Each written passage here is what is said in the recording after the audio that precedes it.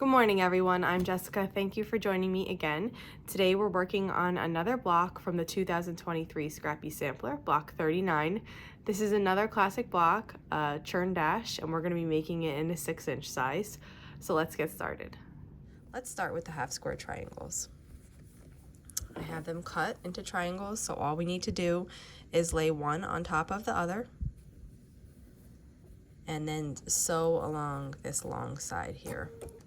Now, if you're new to the Scrappy Sampler, or if you're just hearing about this quilt-along, this is a free quilt-along that I'm hosting. We started quite a while ago. We started in December, the day after Christmas, so December 26th, and we have been making, for the first week, we made one block each day, and then after the first week, we slowed down to 3 blocks a week. So we're getting really close to the end. This week we are on blocks 38, 39, and 40, and we are making a total of 50 blocks. So we are getting really close to the finish line. But the patterns are all free on my blog. You can join at any time. The patterns will stay free, so if you are, working at a different pace, or if you came in later, don't worry about the patterns disappearing. They will remain free on my blog, so you can make this quilt at any time. So we're making 4 half square triangles here.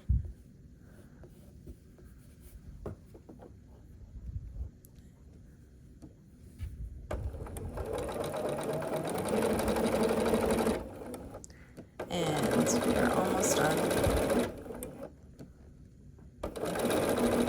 Okay. These half square triangles are made to size in the pattern, so there's no trimming with your ruler and your rotary cutter, but we do need to trim the overhang. So what we do is we open it up. You can press with an iron or finger press, and then on each half square triangle, you'll need to trim these little overhanging bits. And your half square triangle will look like this. The next part of the block that we're going to make are the strip pieces. So I just have 2 pieces here, one of a color and one of my background. And I'm going to lay one on top of the other, match them up so that all the sides are matching all the way around. And then just sew this with a 1/4 inch seam allowance.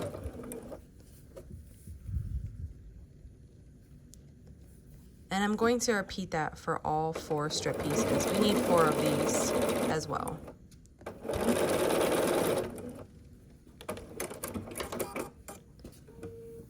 And here we have all 4 ready to go.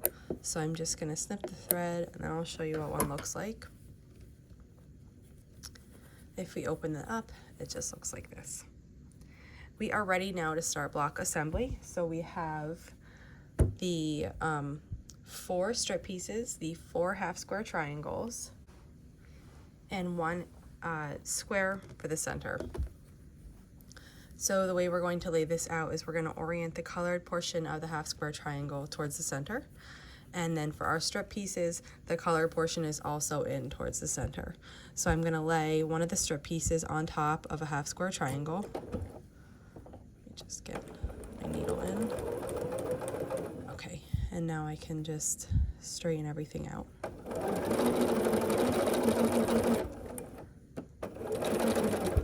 And our next one will be a strip piece with the center square. And I'm just going to lay that right on top here.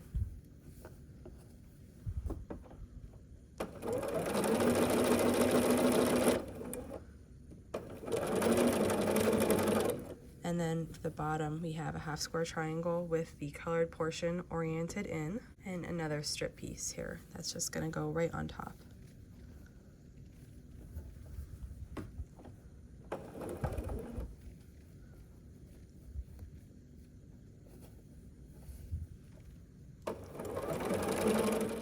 Then we're going to cut the thread and add the 3rd column.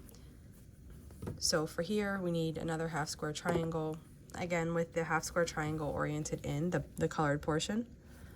And we'll start sewing this. I just want to get everything roughly matched up before I start sewing, so there we go.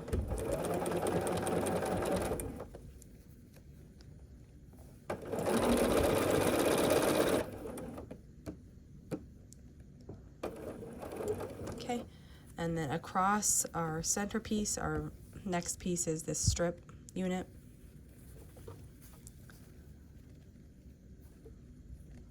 So I'll just match that up and then sew that as well.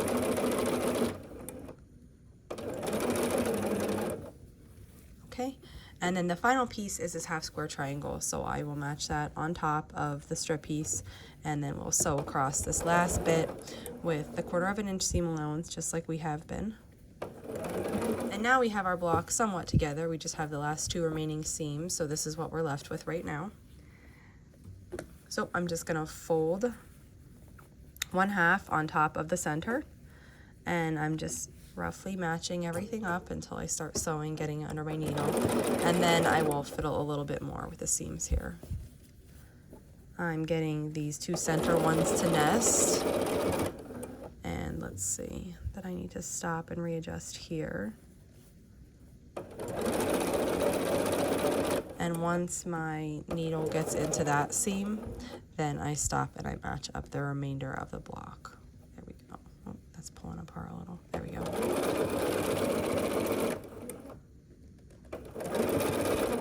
Okay. And finally, we have the last seam, which is over here. And we are going to just match these up and just sew across here, just like we did on the other side.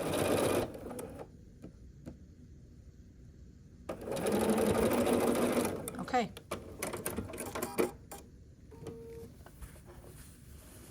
And here is what our block looks like. Let's go press it.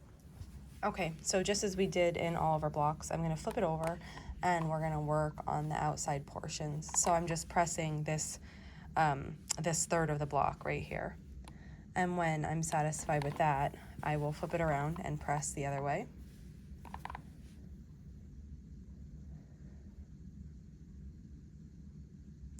And then after that's pressed, I'm going to flip it over and press from the front. So here I'm making sure these seams are nesting when I'm laying this down, and I can tell by the way they feel with my fingers that they're nesting. So then I'm going to press the long seam, and once I'm satisfied with how that is, I'm going to gently just fold it open and press from the front here.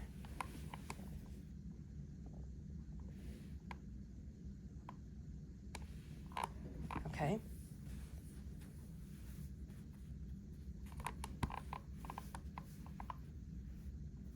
Then I'm going to flip that over and just repeat it on the other side.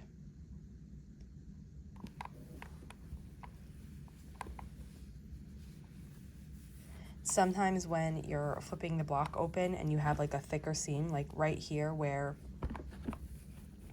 this half square triangle and this other seam meet, the natural tendency of the block is for the seam to go this way, but for this, the way I'm pressing it, I actually want it to go the other way.